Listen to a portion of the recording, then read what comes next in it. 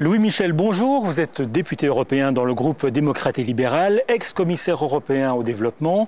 Vous avez été ministre des Affaires étrangères en Belgique et vous ne me démentirez pas si je dis que vous êtes une forte tête. Alors, au bar de l'Europe, je vous ai servi une galette des rois. C'est de circonstance, oui. Évidemment. Évidemment, il faut un peu de chance pour tomber sur la fève.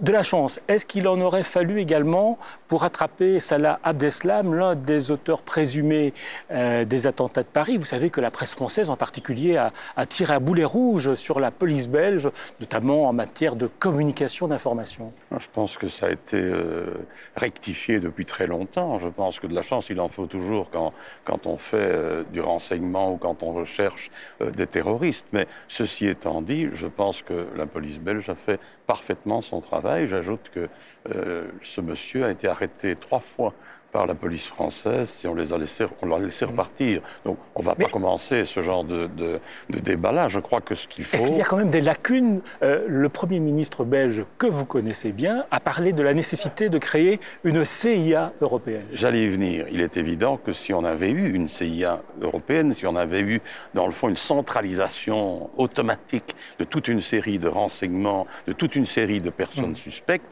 même si on avait eu une concentration d'éléments qui pouvaient, dans le fond, alimenter une présomption, mais sans doute qu'on aurait pu éviter le pire. Et c'est la raison pour laquelle je suis un défenseur d'un PNR, c'est-à-dire de rassembler dans une agence européenne toutes ces informations et tous ces renseignements.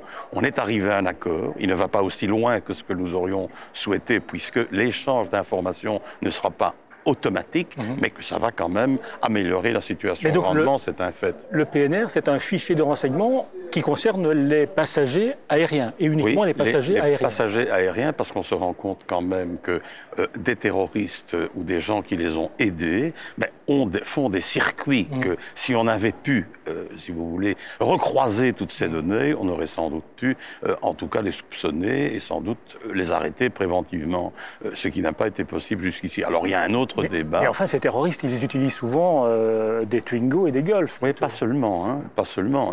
Si vous prenez, par exemple, Abdeslam, on s'est rendu compte qu'il avait été en Hongrie, qu'il avait été en Italie, qu'il a fait plusieurs pays pour aller faire son réseau et pour aller alimenter ce réseau et pour l'organiser. Pour ça, il a pris des avions aussi. Pour lutter contre le terrorisme chez nous, il faut intervenir en Syrie? Je pense que le problème de la Syrie est un problème extrêmement complexe. Il est évident que chacun a son agenda sur la Syrie. Alors les Russes défendent prioritairement le maintien de Bachar el-Assad. Les Turcs ont fait l'ennemi principal, c'est Bachar el-Assad. Mais en même temps, les Turcs ont quand même un peu donné le sentiment qu'ils fermaient les yeux sur les canaux d'approvisionnement de Daesh. Alors, si vous prenez les Kurdes, sont prioritairement branchés sur la protection de leur territoire. Mais on a bien de la chance de les avoir sur le terrain parce que c'est la seule force un peu organisée. Ils sont en première ligne contre Daesh. Donc on a heureusement qu'ils sont là et je pense qu'on devrait probablement plus les aider. Mais si on les aide, on pose un problème avec les Turcs. Donc tout est lié là-dedans et c'est la raison pour laquelle moi je crois que ce qui est vrai, c'est qu'on aurait dû sans doute il y a un peu plus de 4 ans, l'Europe, le monde occidental aurait dû sans doute mieux aider l'opposition syrienne. L'opposition syrienne est restée sans moyens et comme elle est restée sans moyens, il est évident que la nature ayant dans une certaine mesure peur du vide, c'est l'État islamique qui a pris la place et qui a récupéré d'une certaine manière, d'une certaine façon, le mouvement. Et donc aujourd'hui, on se trouve avec, dans le fond, une équation, non pas à plusieurs inconnus, on se trouve avec une équation à plusieurs agendas. Et il faut essayer de trouver diplomatiquement une sorte de ligne, ligne de jonction entre ces différents agendas. Donc il faut de la diplomatie. Moi, intimement, je suis convaincu qu'on ne réglera pas cette question de l'État islamique si on n'intervient pas militairement. Alors, militairement, on sait bien que les États-Unis ne vont pas le faire. Si les États-Unis ne le font pas, les Européens ne vont pas le faire.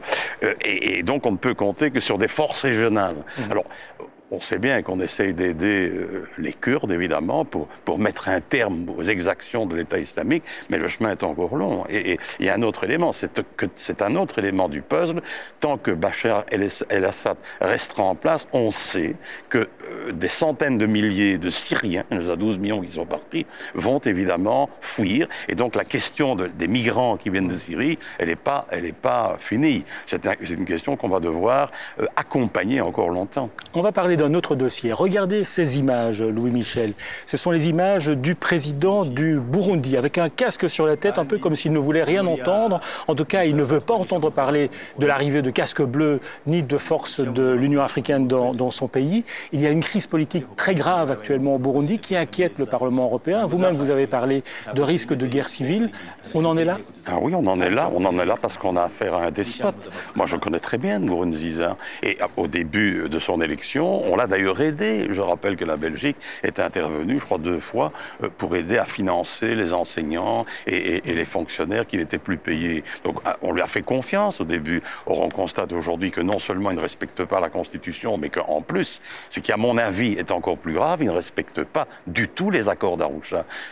Un des éléments de l'accord d'Arusha, c'est évidemment le respect de la Constitution. Alors, ils arguent, une institution juridique argue du fait que la première élection, c'est une élection indirecte et pas directe. Mais ça faisait partie de l'accord, justement, pour garantir qu'il y ait alternance. Aujourd'hui, à côté de ça, il y a la manière dont il traite sa population, toutes les exactions, les tueries, les gens qui sont... En fait, il n'y a plus d'état de droit. Vous avez utilisé à un certain moment le mot génocide.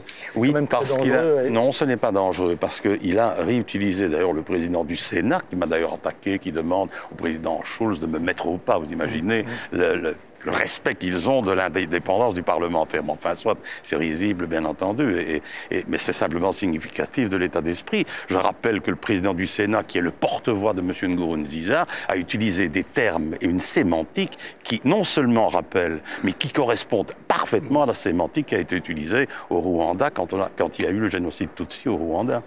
Alors, Louis Michel, vous allez prendre une petite boule surprise avec une question surprise que vous allez lire à haute voix et sans crainte. Vous ne m'en voudrez pas si je prends une bleue. La couleur de votre formation. Oui, donc,